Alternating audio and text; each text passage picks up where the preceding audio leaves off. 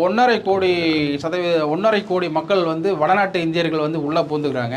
இது வந்து குக்கிராமத்தில் கூட அவங்களோட ஆதிக்கம் அதிகமாக இருக்குது. இப்போ எல்லா இடத்துல குக்கிராமத்தை தாண்டி வந்து தன்னந்தனியாக ஒரு 4 வீடு 5 வீடு அப்படி இருக்கிற ஒரு கிராமத்தில் கூட இன்றைக்கி வந்து அவங்க புகுந்துட்டாங்க அப்படிங்கிறது யதார்த்தமான உண்மை. ஏன்னா வந்து அங்கே வாழ்வியல் வந்து தன்னை வந்து ரொம்ப ஒரு பொருளாதார குறைவாக இருந்தால் கூட அங்கே வாழலாம் அப்படிங்கிற மாதிரி ஒரு சூழ்நிலைக்கு அங்கே போகிறாங்க. அங்கே போன இடத்துல வந்து இவன் வந்து சின்ன குழந்தையிலேருந்து பெரிய பொம்பளை பெண்கள் வரைக்கும் வந்து ஒரு காம பொருளாக தான் பார்க்குறேன். அதன் அடிப்படையில் வந்து திருவள்ளூர் மாவட்டத்தில் வந்து இன்றைக்கி ஒரு பெரிய சம்பவம் நடந்திருக்கு.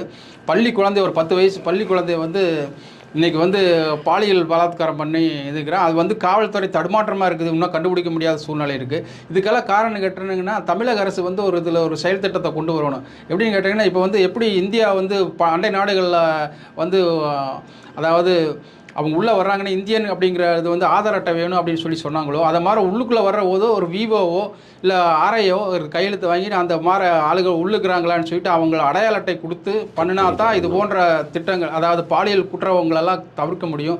பாலியல் குற்றங்கள் மட்டும் இல்லை, திருட்டு போகிற விஷயங்களும் நிறையா இருக்குது.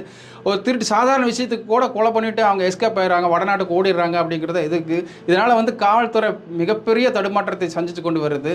இதுக்கு வந்து தமிழக அரசு, அதாவது சட்டமன்றத்தில் இது போன்ற செயல்களுக்கு வந்து ஒரு புதுமையான திட்டங்களை உருவாக்கி ஒரு சட்டத்திட்டங்களை கொண்டு வந்தால் தான் இதை வந்து அடக்க முடியும் அப்படிங்கிறது வந்து ஒரு நேர்மையான உண்மையாக இருக்குது.